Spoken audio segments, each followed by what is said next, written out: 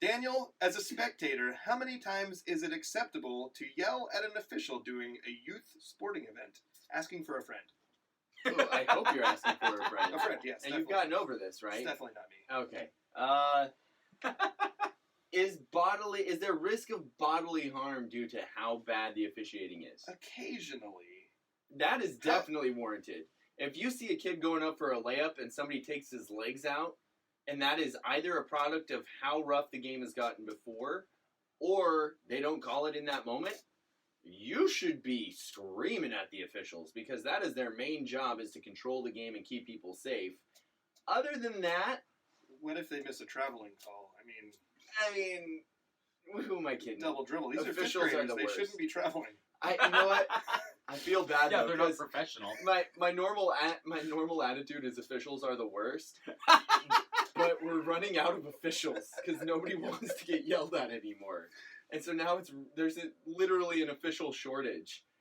And you were down in Lewis County, though, so that wipes out everything. So you need to be screaming at the officials hardcore. They're the worst. All right, that's going to do it for the 2-minute drill. All right, Justin, what's the story behind this? Okay, so my son had a 5th grade basketball tournament in Centralia. So what, like 12-year-olds? 10, 11. Okay. Yeah. All right. So this facility in Centralia, by the way, is the Northwest. I was homeschooled. I don't know my grades. Daniel and I were homeschooled. Sorry, I should have known 11-year-olds. 6 is 12. Just do this. Typically, kindergartners are 5. Yeah. Add the number to 5. Exactly. That's what you get. Yep. Most of the time. So, this facility in Centralia, if you haven't been there, the Northwest Sports Hub, is amazing. Yeah. It's basically a giant warehouse kind of a building, and they fit 8 basketball courts in it fairly comfortably. Wow. For this huge tournament with all different kinds of ages and 8 grades. courts? Yes, 8 courts in one building. There's also like a little espresso stand and a bar where they serve alcohol, and like a little restaurant with a lunch room. All in the same place? Yeah, in the same building. It's really cool. I've never been there until this out of weekend. here, Lewis County. Yeah, right. It's not fair. Are we going to start another thing? Am I going to be the one that starts the feud with Lewis County this time? I have kept it active over all these years. You have. Okay, in full honesty, when we drive into Lewis County, every time we drive into Lewis County, when I went in with Angel, I'm like, oh. She's like, it's got to the point where she's like, I know, babe, I know. And then we'll talk about something, and I'll be like, Lewis County hates me. Yeah. And she'll say, I know, Lewis County hates you, even after all these years. Lewis County hates me, too. But That's that's true. just the officiating is miserable. It's relatively fair. We've been pretty rough on Lewis County. Yeah, that's true. So but mine started before I was rough on them. And just... They started it. Lewis County. Nobody's ever heard of a disconcerting the shooter call in basketball. That's not true. You looked it up? I didn't look it up. I was so convinced that it was a bogus thing. Yeah. But I saw it once in a college basketball game called. One time in a college basketball game. Was the point guard calling out the next play? No, it was... Before the guy even was shooting? No, it was something... It was more than that. It was like... It involved motion in front of him and yelling in front of them that I think they determined was intentionally to distract the shooter. Yeah, that kind of makes sense. But a point guard, not basketball, standing outside of the key, like behind the 3-point line, as the guy's just getting the ball from the official, going, "All right, guys, this is what we're running next," and then backing away. We went into overtime because that guy made that next free throw, and we lost. Then we lost in OT. As listeners, you don't have context for this story, but this is one of Daniel's and my favorite stories. Yes. And I've heard it about 20 times, and I don't stop him when he starts telling it because I enjoy it so much. Daniel's high school team got screwed by a disconcerting the shooter foul, which or violation, I guess not a foul, it's a violation. But they decided that wasn't a real thing, and several years later, I discovered it actually is a real thing, but you just never see it called because it's stupid. And I think what must have happened is, in your game, that official was like, oh man, I just learned a new thing. I'm going to use this. Nobody knows what this is. I'm going to call this tomorrow. I'm going to look so smart. Yeah, we were also confused. Yes. And then, so we ended up going into overtime, and then our best player, or one of our best players, our 7-foot center, fouled out, and so then we lost in overtime. And it's all because of that bogus disconcerting the shooter. We went to overtime. 1 point mattered. I know. And then we missed the playoffs by 1 game. Yeah. I'm not bitter. All I'm because- so bitter. All because that Sorry. referee Yeah, needed no. to feel smart. It was brutal. Yeah. Also, So- I got a bizarre technical in Chehalis, so that's why it spans. It's not just Centralia, it's all of these. Well, and it's also it's based a lot on games that we have broadcasted and witnessed in basketball the playoffs. You know, Austin Flock was bleeding from the forehead, running up and down the court 4 times, which we have on video, by the way. That was also in Chehalis. Yeah. Okay, so we got some stuff to back it up. Right. All We do. So Sorry, we have an ongoing feud with Lewis County. Not any particular person or people group, just the entire county. So anyway, just to kind of set the table for.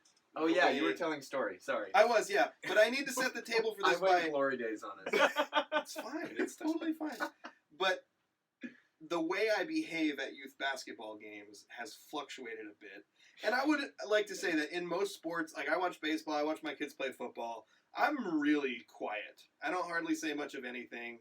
Seriously?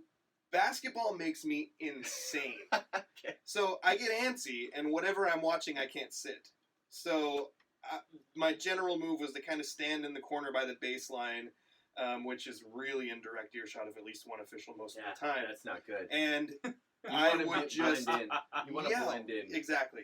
I would just yell the whole game. And after a while, I did this for like a year or so, and I started thinking, man, I am a crappy person. And I don't want to do this anymore. So I a good started idea. sitting in the stands to try to prevent that from happening. But I had one particular instance when we were at a seaside tournament. And the referee in the game was about 80 years old, and he was terrible. He was the worst official I've ever seen in my entire life. He couldn't move, he couldn't hear, he obviously couldn't see, and I was standing on the baseline. I'm sorry, I feel really strongly about this. I'm the reason for the official shortage. Okay, so I'm standing on the baseline, kind of in the corner, and there's not really bleachers at this place. There's like a row of bench where most of the parents are sitting to watch. And I didn't have a seat, so I'm standing on the baseline. And I was on this guy so hard. And the reason I think maybe he couldn't hear very well is because he didn't acknowledge me for most of the game. And I'm sorry. that's okay. So he didn't acknowledge me for most of the game. And then towards the end of the game, and he wasn't blowing any whistles, and the game was really physical, and we had one of our players coming down on a fast break right in front of me, goes up for a layup. The kid comes from behind him, takes his legs out from underneath him. He goes crashing to the ground. That's the worst. That No is the foul worst. call. Oh, see, that is bodily harm. And I said to this referee, who, in fairness, he would have been fully within his rights to give me a warning already previously, Okay. the way I was on him. Yeah. And I said, hey, buddy, is that whistle around your neck just a decoration, or are you going to blow it? And I said it so loud that the parents from the rest of our team who were sitting all the way on the other side of the gym all started laughing. And this official who I'd been badgering all game turned around and looked at me.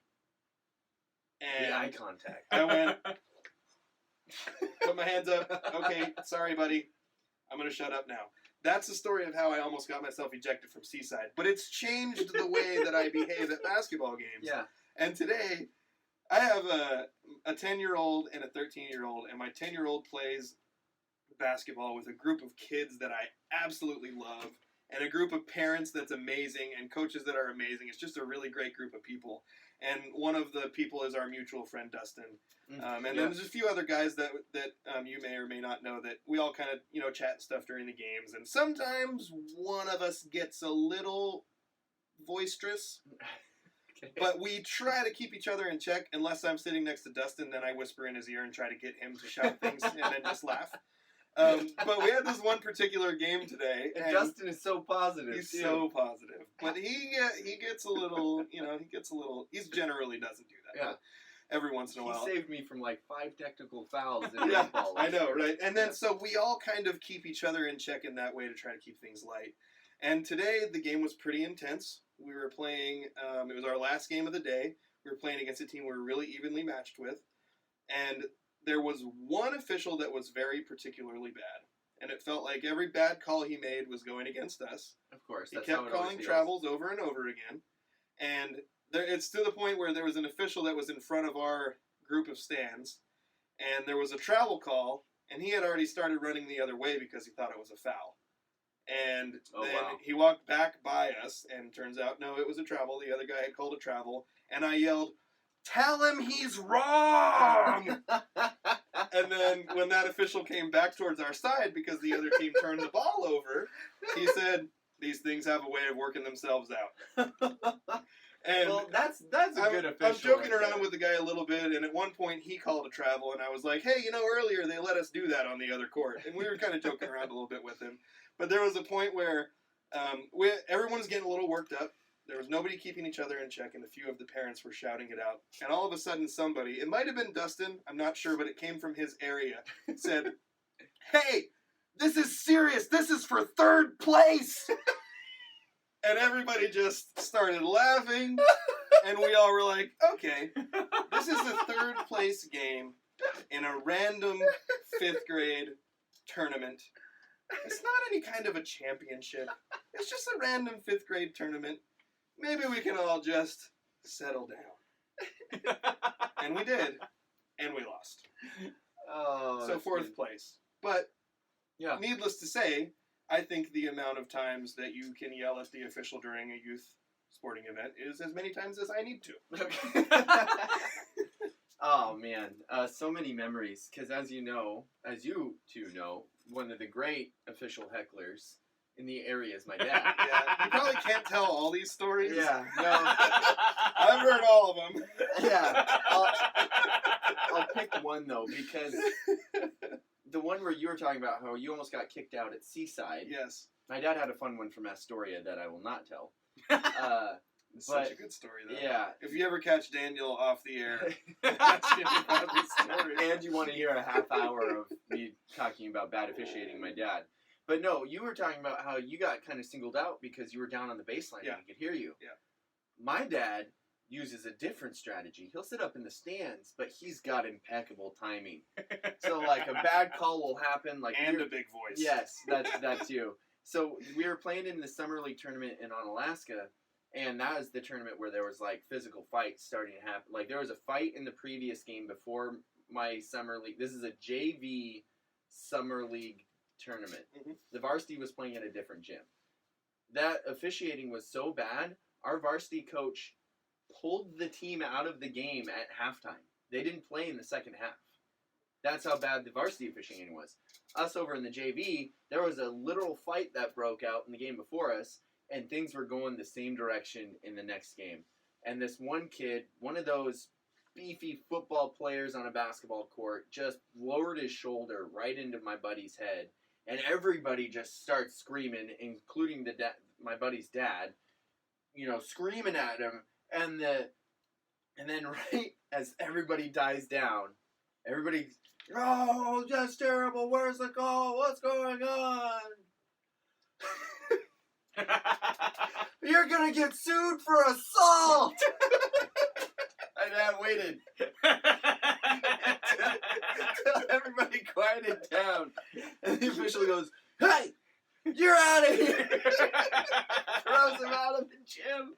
And as he's walking away, he looks back. He's like, "Well, I'm gonna come back with a trial lawyer."